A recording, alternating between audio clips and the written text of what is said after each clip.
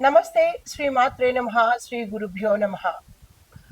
మనకి మే నెలలో శని భగవానుడి యొక్క జయంతి అనగా పుట్టినరోజును మన హిందువులందరము చాలా చక్కగా, ఎంతో వైభవపేతంగా, ఎంతో భక్తి ప్రధానంతో మనం జరుపుకుంటూ ఉంటాము. మిగతా గ్రహాలకు లేనటువంటి విశిష్టత మన శని భగవానుడికి ఉన్నది. మిగతా గ్రహాలుగానే మనము పూజించుకుంటాము, పరిహారాలు చేసుకుంటాము, జపాలు చేసుకుంటాము. కానీ శని భగవానుడి దగ్గరికి వచ్చేటప్పటికి ఆయనకి పుట్టినరోజు వేడుకలు, ఆయన వివాహ వేడుకలు మన హిందూ సంప్రదాయంలో చాలా ప్రత్యేకంగా భక్తి శ్రద్ధలతో జరుపుకుంటూ ఉంటాము. అంతటి ప్రాశస్త్యాన్ని సంపాదించుకున్నాడు సాక్షాత్తు ఆ శని భగవానుడు. భక్తితో మనసారా ప్రేమతో కొలిస్తే కనుక అనుగ్రహించడంలో ప్రప్రథమంగా ఉండే రాశి అనుకో. రిపీట్ కట్ చేసి మళ్ళా. భక్తితో ప్రేమతో కనుక ఆ స్వామిని ఆరాధించిన, మనసుతో తలుచుకున్న భక్తులను అనుగ్రహించడానికి మొట్టమొదటిగా ఉన్న గ్రహం ఏదైనా ఉన్నది అంటే కనుక అది ఒక్క శని భగవానుడే. ప్రేమతో ఆయన్ని కొలవాలి, భయంతో కాదు.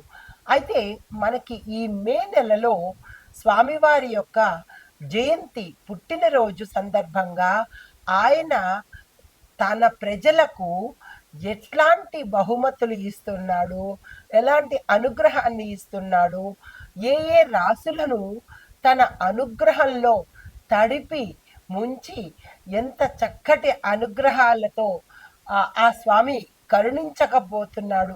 రిపీట్ కట్ చేయండి.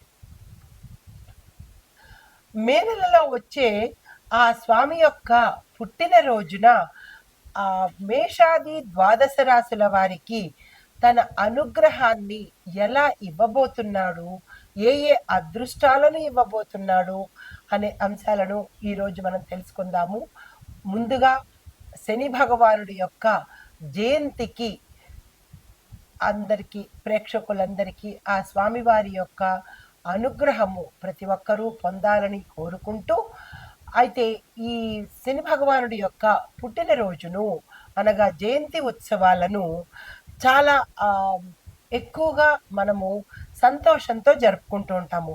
అయితే నిజమైన భక్తితో, ప్రేమతో కనుక ఆ స్వామిని ఆరాధిస్తే తప్పక కరుణిస్తాడు. అది ఆయన యొక్క రూపము కూడా సర్వసుందరుడు, మనోహరమైన రూపము, చాలా అందగాడు కూడా ఆ శని భగవానుడు. ఎవరికి భీకరంగా కనబడతాడు అంటే పాపాలు చేసే వాళ్లకు, దుష్కర్మలు చేసే వాళ్లకు భయంకర ఆకారంతో కనబడతాడు.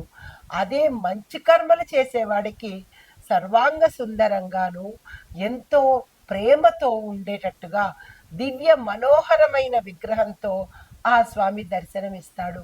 ఆ స్వామి గురించి తలుచుకుంటేనే రోమాంచితమయ్యి ఒళ్ళు పులకరించిపోతూ ఉంటుంది. అంతటి దయామయుడు మన శని భగవానుడు. అయితే ఈ శని జయంతి ఉత్సవం రోజున దాని యొక్క విశిష్టత ఏంటి అనేది మనం ముందుగా తెలియజేసుకుందాము. ఆ స్వామిని ఈరోజు ప్రత్యేకంగా 7 నిమిషాలు మాత్రమే ఆ స్వామివారు మనల్ని అనుగ్రహించడానికి వస్తున్నారు. ప్రతి ఒక్కళ్ళు కూడా, మేషాది ద్వాదశ రాశుల వారు కూడా ఈ శని జయంతి రోజు 7 నిమిషాల పాటు మీరు ఆ స్వామిని ఎంత ప్రసన్నం చేసుకుంటారో అంత ప్రసన్నం చేసుకోండి. ఆ తరువాత ఆయన అనుగ్రహం మనకి ఒక్క సెకను పాటు కూడా దక్కదు. ఈ విషయాన్ని ప్రతి ఒక్కళ్ళు గుర్తుపెట్టుకోండి. అయితే ఈ శని జయంతి రోజు మనకి ఎవరైనా, అంటే మేషాది ద్వాదశ రాశుల్లో వారికి శని దోషాలు ఉండడం కానీ, గ్రహపీడలు ఉండడం కానీ, అంటే ఏలినాటి శని ప్రభావం కానీ, అష్టమ శని కానీ, అర్ధాష్టమ శని కానీ ఎవరైనా పీడితులు ఉంటే వారు ఈ రోజున స్వామివారిని భక్తితో ప్రసన్నం చేసుకోండి. పూజలు, హోమాలు, జపాలు, దానాలు చేయించుకున్నట్టయితే స్వామి కరుణ సంపూర్ణంగా పొందుతారు. అయితే దీనితో పాటు ఆ స్వామి దేని మీద ప్రభావం చూపిస్తున్నాడు అంటే కనుక ఆర్థికంగాను, కుటుంబ పరంగాను, అంటే భార్యాభర్తలను విడదీయడము, ధనపరంగా చాలా ఇబ్బందులు పెట్టడము, దీనితో పాటు వైవాహిక సమస్యలు కూడా సృష్టించే అవకాశము ఈ శని భగవానుడు ఇవ్వబోతున్నాడు. అయితే ఈ దోష నివారణకి ప్రతి ఒక్కరికి దోషం అనేది కామన్. ఈ దోష నివారణ కోసము ఆ రోజు ప్రత్యేకంగా ఏం చేసుకోవాలంటే శని భగవానుడి యొక్క చరిత్ర చదవడము, శని భగవానుడి యొక్క నవరత్న ధారణ చేసుకోవడము, దీంతో పాటు తిలదానం చెయ్యడము, దాన ధర్మాలు చేయడము, పేదవారిని తమకన్నా బలహీనులను ఆప్యాయతతో ఆదరణతో ఆదరించడము, ఇలాంటివన్నీ ఆ రోజు నీలి వస్త్రాలు, నలుపు వస్త్రాలను ధరించినట్టయితే కనుక స్వామి సంపూర్ణంగా ప్రసన్నుడవుతాడు. అయితే ఈ శని భగవానుడికి ఈ సంచారంలో, అంటే ఈ కుంభరాశిలో సంచారం చేస్తున్నాడు కదా, ఈ సంచారం చేస్తున్న సమయంలో 2 రాశుల వారికి ప్రత్యేకమైన ఫలితాలను ఇవ్వబోతున్నాడు. ఆ రాశులు ఏంటంటే కుంభరాశి, మీనరాశి. ఈ 2 రాశుల వారికి ప్రత్యేకమైన శుభాశుభ మిశ్రమ ఫలితాలను ఇవ్వబోతున్నాడు. అయితే ప్రత్యేకంగా ఈ 2 రాశుల వారిని గురించి చెప్పుకొని తదుపరి మనము మేషాది ద్వాదశ రాశుల వారికి ఎలాంటి ఫలితాలు ఇవ్వబోతున్నారు అనే అంశంలో ముందుగా కుంభరాశి వారికి ఎలాంటి ఫలితాలు ఈ సందర్భంగా ఇవ్వబోతున్నారు అంటే, శని తన స్వరాశిలో అంటే కుంభరాశిలోనే సంచారం చేస్తున్నాడు. దానికి బలమైన స్థానంలో శని ఉన్నాడు కాబట్టి ఫలితాలు ఎలా ఉంటున్నాయంటే, కుంభరాశి వారిని శని యొక్క అతి ప్రభావితం చేస్తుంటాడు. దీని పరంగా వాళ్ళకి 5 సంవత్సరాల పాటు మానసిక ఒత్తిడి ఉంటుంది, ఆరోగ్య సమస్యలు ఉంటాయి, ఆర్థిక ఒడిదుడుకులు కూడా ఎక్కువగా ఉంటూ ఉంటాయి. అయితే ఉద్యోగంలో కొంతమందికి ప్రమోషన్స్ రావడము, వేతనంలో వృద్ధి అవ్వడము, అంటే మనకి ప్యాకేజ్ పెరగడము, జీతాలు పెరగడము, కొత్త స్థిరమైన ఉద్యోగ అవకాశాలు కూడా శని భగవానుడు ఈ సమయంలో ఇవ్వబోతున్నాడు. అయితే కుటుంబ సంబంధాలు కొంతమందికి మెరుగయ్యే రీతిగాను, కొంతమందికి హీన స్థితిలోకి వెళ్ళే అవకాశాలు కూడా ఇస్తున్నారు. అది వారి వారి యొక్క జన్మ లగ్నంలో కర్మస్థానంలో ఉన్న ప్రభావాన్ని బట్టి, అంటే 10వ స్థానము 7వ స్థానములో ఉన్న ప్రభావాలను బట్టి వీరి యొక్క అనుభవాన్ని తప్పనిసరిగా పొందేలాగా చేస్తాడు. దీంతో పాటుగా తల్లి ఆరోగ్యం మీద ఎక్కువగా శ్రద్ధ పెట్టాల్సిన అవసరం ఏర్పడుతుంది. శని జయంతి రోజున స్వామివారికి కొంచెం కట్ చేయండి, వాళ్ళు కట్ చేసేస్తారులే, కట్ చేయండి మర్చిపోకుండా, కంటిన్యూ. అయితే ఈ శని జయంతి రోజున శని భగవానుడికి తిలాభిషేకం చెయ్యడము, తిలలు అంటే నల్ల నువ్వులతో అభిషేకం చెయ్యడము, నల్ల నువ్వులతో దీపం పెట్టడము, నల్ల వస్త్రాలను దానంగా ఇచ్చినట్టయితే కనుక కొంత సానుకూలమైన ప్రభావాలు ఈ కుంభరాశి వారు పొందుతారు. అయితే తదుపరి మీనరాశి, అంటే ఈ 2 రాశుల మీద ఎలాంటి ప్రభావం చూపిస్తున్నారు అనే అంశంలో ముందుగా కుంభరాశి అయ్యింది. తరువాత మీనరాశి వాళ్లకు గ్రహస్థితి వీరికి 12వ స్థానం నుంచి 8వ స్థానంలోకి వస్తున్నాడు.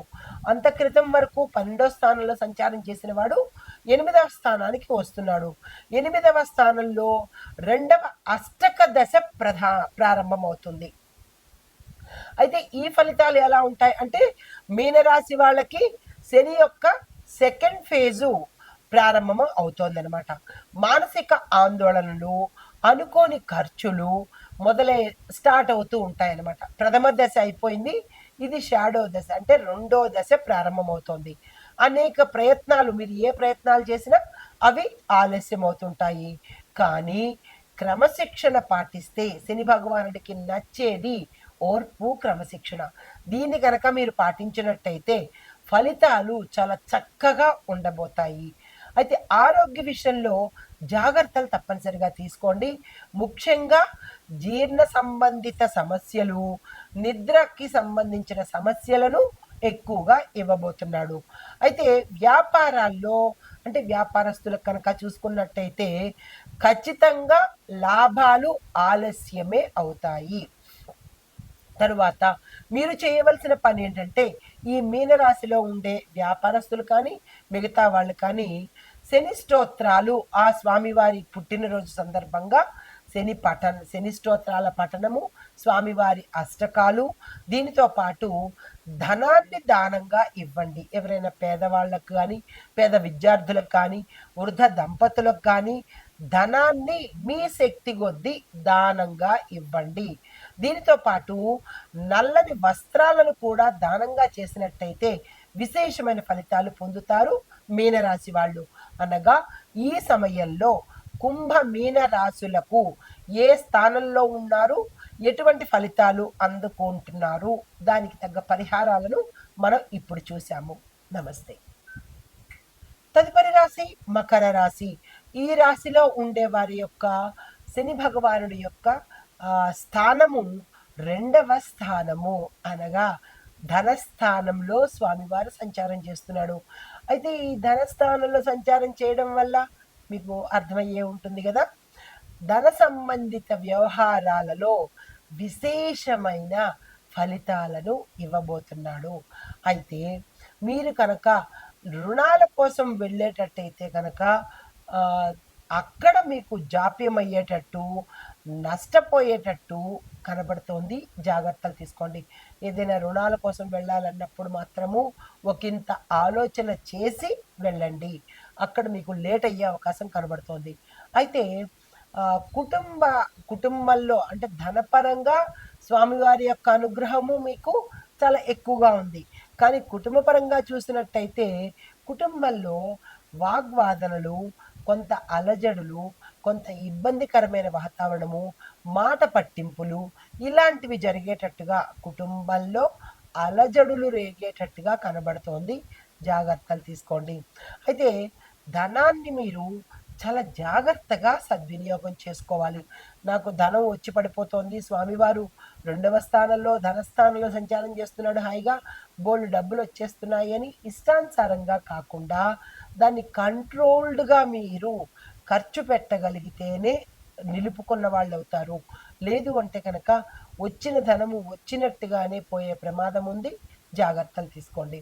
అయితే ఇక్కడ పెట్టుబడులు ఎవరైనా పెట్టాలనుకున్నా, కుటుంబ పరంగా ఇన్వెస్ట్మెంట్స్ కానీ, సేవింగ్స్ కానీ, వ్యాపార పరంగా ఇన్వెస్ట్మెంట్స్ కానీ, సేవింగ్స్ కానీ ఏది చెయ్యాలనుకున్నా ఈ సమయము చాలా చక్కని సమయము. దీన్ని ఉపయోగించుకునే ప్రయత్నం చేసుకోండి. మీకు చెప్పదగిన సూచన, నల్ల గోరింటాకు మొక్కను ఎవరికైనా దానంగా ఇవ్వండి. లేదు అంటే కనుక ఏదైనా దేవాలయాలలో నల్ల గోరింట మొక్కలు మనకి అదే నర్సరీల్లో దొరుకుతూ ఉంటాయి. ఆ నర్సరీలో నల్ల గోరింట మొక్కను కొనుక్కుని దేవాలయంలో కానీ లేదా మీ ఇంట్లో కానీ మీ చేత్తో మీరు నాటినట్టయితే చాలా మంచి ఫలితాలు పొందే అవకాశం ఉంది.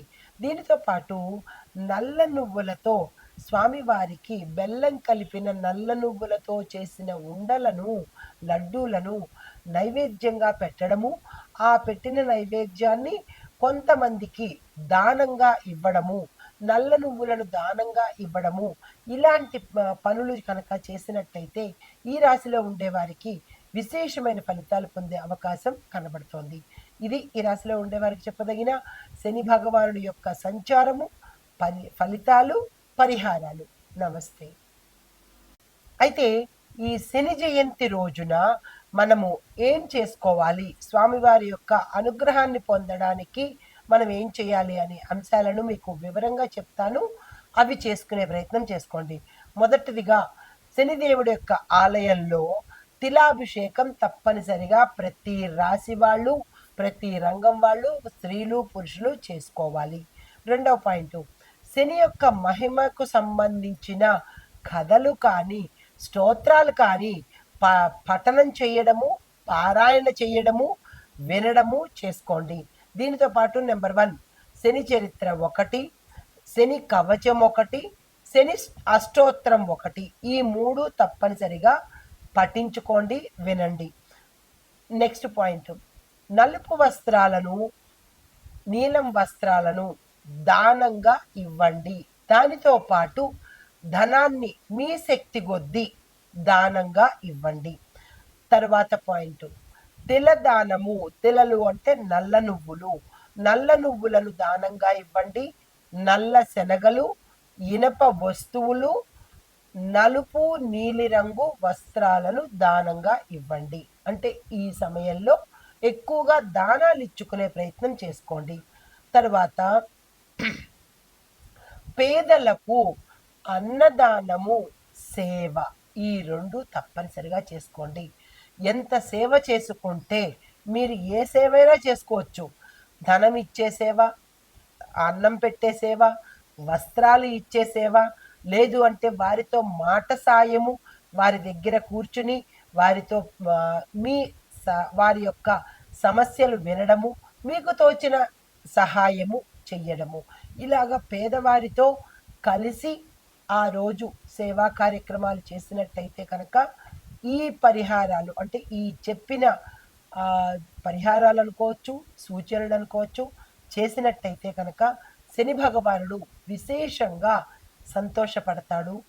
ఆయన యొక్క అనుగ్రహాన్ని ప్రతి ఒక్కళ్ళ మీద, అంటే కర్మను తగ్గించి, బాధను తగ్గించి అనుభవింపజేస్తాడు. కానీ అంటే దాని యొక్క అనుభవించే శాతం కూడా తగ్గించేటట్టుగా చేస్తాడు.